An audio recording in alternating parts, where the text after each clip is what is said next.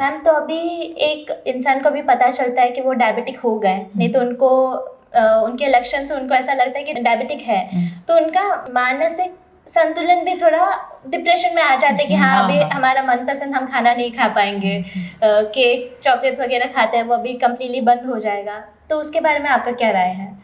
हाँ, वो तो ऐसे कई स्टेजेस से हमको गुजरना पड़ता है, गुजरते हुए देखते हैं हम पेशेंट्स को भी कि पहले तो हो जाता है तो पहले डिनायल में चले जाते हैं कि भाई मेरे तो माँ बाप को भी नहीं था, मामा को भी नहीं था, मेरे को कहाँ से हो गया। तो वो अपनी जीवन शैली की कमियों के प्रति वो उतने ये जागरूक नहीं रहते हैं, उनको उतना पता नहीं रहता है कि कुछ कुछ चीज़ें जो हुई है वो गलत हुई है, हमारा वजन बढ़ता चला गया और हमने उसकी ओर ध्यान नहीं दिया है, या फिर हम बैठ के काम कर रहे थे।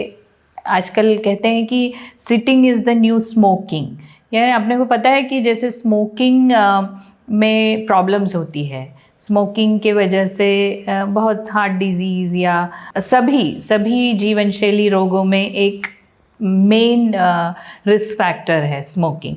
तो स्मोकिंग को जितना बुरा माना जाता है उतना ही बुरा बैठना, कंटिन्यूअस 8 घंटे से ज़्यादा आप अगर बैठ के काम करते हो तो it is as good as smoking. तो ये जो बैठ के आप काम कर रहे हो तो इसमें आपकी जीवन शैली में थोड़ा और व्यायाम होना चाहिए, थोड़ा चलते फिरते रहना चाहिए, या जहाँ जहाँ हो सके थोड़ा गाड़ी का उपयोग कम करना चाहिए। ये सब हम भूल जाते हैं, सभी भूल जाते हैं, बिकॉज़ इतना सब लोग बहुत हरी बरी में रहते हैं। उसके अलावा है नींद का प्रॉब्लम रहता है, बैड ईटिंग हैबिट्स, वो सब। तो हम लोग ये कई बार समझ नहीं पाते कि डायबिटीज़ इज़ कमिंग, आ रहा है, पास आ रहा है, ये समझ नहीं पाते। और जब हो जाता है तो सोचते हैं अरे मुझे कैसे हो गया, इतनी जल्दी कैसे हो गया। तो वो पहले एक डिनायल रहती है, और बाद में फिर अगर बिल्कुल ही जीवन शैली की ओर ध्यान न देने वालों को ये जो बदलाव है वो लाना बहुत मुश्किल होता है कि मीठा मत खाओ। अपने तो पता है इतने सारे फेस्टिवल्स हैं इंडिया में, तो सब फेस्टिवल्स की शुरुआत रोकना मुश्किल है, और हर फेस्टिवल का एक अभिन्न अंग होता है खाना, मीठा खाओ।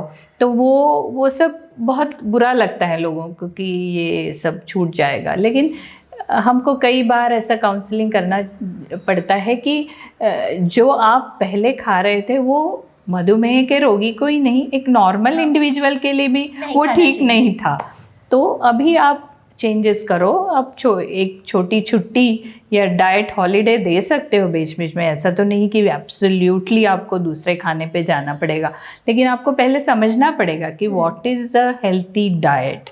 तो ऐसे बहुत सारे मनोवैज्ञानिक तनाव भी आ जाते हैं कि उसके बाद में ये पेशेंट सोचने लग जाता कि ये दिन भर रात भर में इसके इर्द गिर्द ही घूमते रहते हैं ये लोग कि चलो टेस्टिंग करना है, ये खाऊं क्या, वो खाऊं क्या, अरे बढ़ गया, कम हो गया। So it puts a lot of pressure on them. तो देयर इज़ नो दो राय नहीं है इसमें कि हर डिजीज़ में मनोवैज्ञानिक तनाव तो आता है। तो वो एक टीम, एज अ टीम हमको सॉल्व करना पड़ता है कि चलो हो जाएगा, इतना आप फ़र्क करके देखो, आपके शुगर्स में इतना अंतर आ गया है, so we can do it. ऐसा धीरे धीरे उनको थोड़ा मोटिवेट करना पड़ता है, और एक्सेसिव प्रेशर उन पे लाके कि बिल्कुल एब्सोल्यूट नो बोलने से भी प्रेशर बढ़ जाता है। तो उनको थोड़ा मिडिल पाथ अपने को लेना पड़ेगा कि चलो आप थोड़ा मन की करो और थोड़ा हमारी सुनो, इस तरह से जाना पड़ता है। तो आई थिंक मनोवैज्ञानिक फैक्टर्स को हमने हमेशा अटेंशन देना चाहिए, because it's a by directional thing कि टेंशन बढ़ता है तो शुगर भी बढ़ती है, और शुगर बढ़ता है तो फिर टेंशन बढ़ती है, फिर डिप्रेशन बढ़ता है, फिर कॉम्प्लिकेशंस आते हैं। तो वो बाई डायरेक्शनल है। तो डेफिनेटली उनका टेंशन कम करना अपना काम है। उसके साथ में डायबिटीज़ हमेशा वी ऑलवेज से कि एक टीम वर्क होना चाहिए, डाइटिशियन होनी चाहिए, एक डायबिटीज़ केयर नर्स होनी चाहिए जो कि बता सकें कि आपका कम होगा तो आप इस तरह से उसको हैंडल कर सकते हो।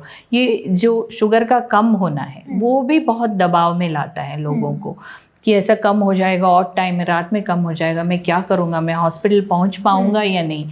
तो वो बात होती है। तो वो सब रिलीव करने के लिए it has to be a team approach. Doctor को भी थोड़ा टाइम देना चाहिए कि ये सब उनके मन की जो शंकाएं हैं उनको दूर किया जाए और थोड़ा समझाया जाए उनको क्या चाहिए। Actually the patient should be empowered, उनको भी कुछ पावर्स होनी चाहिए डिसीजन सही बात। मेकिंग में, ट्रीटमेंट में। तो उस तरह से धीरे धीरे it's a process, it's a long process. Chronic diseases में मनोवैज्ञानिक दबाव में आना, टेंशन्स हो जाना, डिनाइल में जाना, ये सब तो लगा रहता है, तो मेडिकल टीम को हैंडल करना चाहिए। ओके।